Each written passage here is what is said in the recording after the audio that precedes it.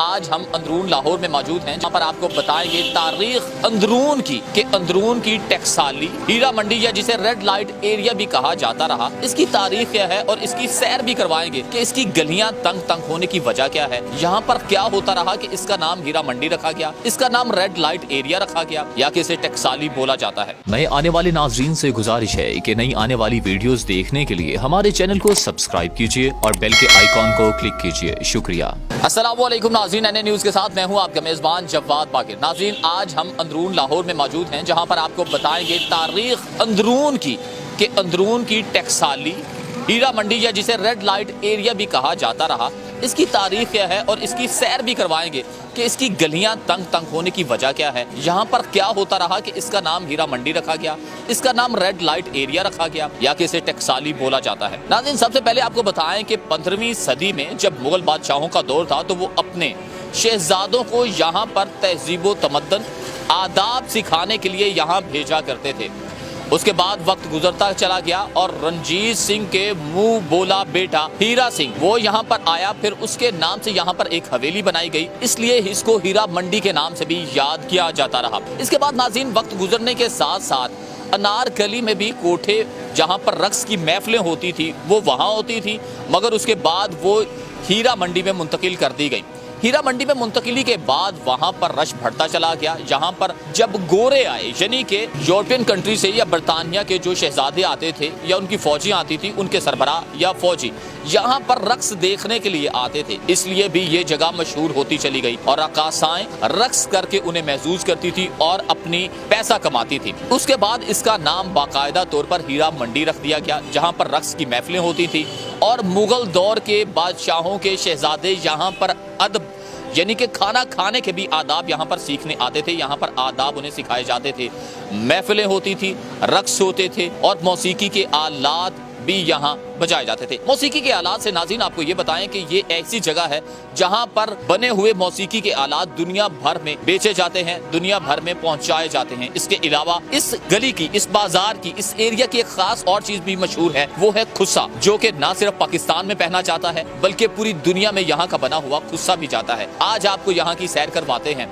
हीरा मंडी की। अमीर जमील साहब, ये बताइएगा कि अंदरून में आप बैठे हुए हैं, कितने अरसे से ये, कितनी पीढ़ियों से ये आप काम कर रहे हैं तबला बनाने का? मेरे साथ ਅਸੀਂ ਬਾਪ ਦਾਦਾ ਤੋਂ ਪਰਦਾਦੇ ਸਾਡੇ ਅਸੀਂ ਮੇਰੇ ਸਾथ 45 46ਵੀਂ ਪੀੜ੍ਹੀ ਹੈ, ਜ਼ਿਆਦਾ ਹੀ ਹੈ। ਪਹਿਲੋਂ ਅੰਮ੍ਰਿਤਸਰ ਤੋਂ ਵਾਲਦ ਦਾਦੇ ਪਰਦਾਦੇ ਸਾਡੇ ਕੰਮ ਕਰਦੇ, ਫਿਰ ਪਿੰਡ ਧਰੋਂਕ ਵਾਲੇ ਜਿੱਥੋਂ ਦੀ ਆਜ਼ਾਦ ਹੈ ਕੰਮ।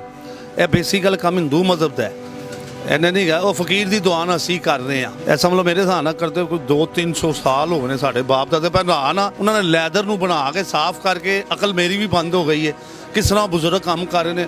ਉਹ ਜੋ ਕਿ ਦੌਰ ਹੀਗਾ ਸੀ ਤੇ ਚੂਨੇ ਨਾਲ ਚਮੜਾ ਸਾਫ਼ ਕੀਤੇ ਹੈ, ਇਹ ਖਾਲੇ ਬੱਕਰੇ ਦੀ ਤੇ ਇਹ ਚੂਨੇ ਨਾਲ ਸਾਫ਼ ਕੀਤੇ, ਇਹਨੂੰ ਫਿਰ ਖਿੱਚ ਕੇ ਬਣਾਇਆ, ਫਿਰ ਇੰਜ ਕੀਤਾ ਬੜਾ ਤੇ ਸਮਝ ਲਓ ਇੱਕ ਬੜਾ ਹਾਜ਼ਰ ਦਿਮਾਗ ਵਾਲਾ ਕੰਮ ਦੀ ਲੱਗਦਾ। ਉਸ ਟਾਈਮ ਨਾ ਕੋਈ ਲੈਪਟਾਪ ਹੈ ਜਿਹੜਾ ਮੈਂ ਕੱਟ ਰਿਹਾ ਲੈਦਰ ਹੈ, ਕਦੀਮੀ ਤਬਲੇ ਕੋਆਲਾਂ ਦੇ ਤਬਲੇ ਤੇ ਆਉਂਦਾ, ਨਹੀਂ ਤੇ ਅੱਜ ਕੱਲ੍ਹ ਇਹ ਪੱਟਾ ਚੱਲ ਰਿਹਾ ਹੈ ਪਲਾਸਟਿਕ ਦਾ। ਹਾਂ ਤੇ ਕੰਪਿਊਟਰ ਦੌਰ ਹੀ ਗਿਆ ਸਮਝੋ ਉਹ। ਅੱਛਾ, ਇਹ ਜਿਹੜਾ ਹੁਣ ਜਿਵੇਂ ਜਿਵੇਂ ਜਦੀਦ ਦੌਰ ਆ ਰਿਹਾ ਆਮਿਰ ਜਮੀਲ ਸਾਹਿਬ, ਉਹਦੇ ਨਾਲ ਇਹ ਚੀਜ਼ਾਂ ਘੱਟ ਨਹੀਂ ਹੋ ਰਹੀਆਂ? ਇੰਸਟਰੂਮੈਂਟ ਘੱਟ ਹੀ ਹੈ, ਬੇਸਿਕਲ ਹੈ ਚਰਚ ਵਗੈਰਾ ਇਬਾਦਤ ਵਗੈਰਾ 'ਚ ਯੂਜ਼ ਉਹ ਕਰ ਰਹੇ ਨੇ ਦੁਆ ਵਾਸਤੇ, ਘੱਟ ਤੇ ਹੋ ਗਏ। ਇਹ ਸਮਝ ਲਓ ਕੰਮ ਖਤਮ ਹੋ ਗਏ ਆ ਪਾਕਿस्तान 'ਚ ਨਾ, ਇੰਨਾ ਕੰਮ नहीं ਹੈਗਾ।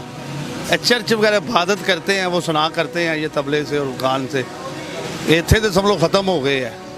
एक तबला बनाने ते कितना टाइम लग जाता है? एक तबला बनाने मेरे साथ 3 दिन लगते हैं, 3 दिन लगते हैं फुल तैयारी करते।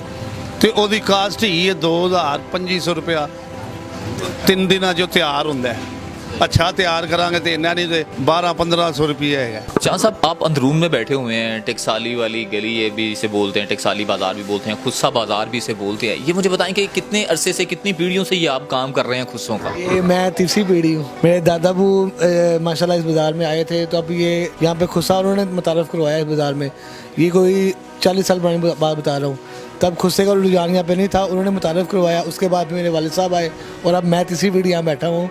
और अल्हम्दुलिल्लाह कि अब यहाँ पे जो है कि बाहर से भी लोग गोरे आते हैं और हमारा माल यहाँ से। आपके बने हुए खुस्से क्या बाहर यूरोपियन कंट्रीज़ में भी जाते? बिल्कुल, मैंने लास्ट ये 1 वीक दिया, मैंने कनाडा जोड़े भेजे हैं, मैंने खुस्सा भेजा। ये सारा हैंड मेकिंग जो है ये मैंने ऑर्डर वहाँ पे भेजा, वहाँ पे तो वो बहुत ज़्यादा लाइक करते हैं इस चीज़ को ना। गोरे जो है, ये जो हैंड मेकिंग होता है प्योर लेदर में, और ये गार्ड है जो है ना खुस्सों का, ये गार्ड है। और ये समझ रहे हैं, बहुत बहुत अंटीक और बहुत बहुत महंगा खुसा यहाँ पे तैयार होता है। 30 से 40 हज़ार वाला खुसा तैयार होता है यहाँ पे, इसी दुकान पे होता है और बनता है, इसी बाजार से मिलता है। ऑर्डर पे भी बनाते हैं या कि सिर्फ जो आगे कारखाने से बन के वही सेल आउट? नहीं, ऑर्डर पे जिस तरह का आप डिज़ाइन कहेंगे वो क्या, हमारे पास ऐसे ऐसे कारीगर बैठे हुए हैं, क्या चीज़ आपकी मर्जी की, पैसे हमारी मर्जी के होंगे। ऐसे ऐसे कारीगर बैठे हुए हैं जो आप जो दिखाएंगे वो तैयार हो जाएगा। सबसे ज़्यादा यूरोपियन कंट्रीज़ की अगर बात करें या कि बैरून मुल्क की बात करें पाकिस्तान से हटकर, वैसे तो पंजाब में बहुत खुस्सा पहना जाता है शादी ब्याह पर, या बुजुर्ग लोग अब भी पहनते हैं देहातों में, तो आपके सबसे ज़्यादा किस मुल्क में खुस्सों की डिमांड है? ज़्यादा मेरा जो है इंग्लैंड माल जाता है। इंग्लैंड मेरा बहुत ज़्यादा माल जाता है, लेडीज़ खुस्सा वहाँ पे बहुत ज़्यादा जाता है। और जिस तरह की ये खुस्से हैंड मेकिंग हो गया, ये बहुत ज़्यादा वहाँ पे लाइक किया जाता है, गोरे बहुत लाइक करते हैं। और ज़रा वो लाइट वेट चीज़ पसंद करते हैं, प्योर लेदर में हो, वो ज़रा वहाँ पे लाइक करते हैं चीज़ों को।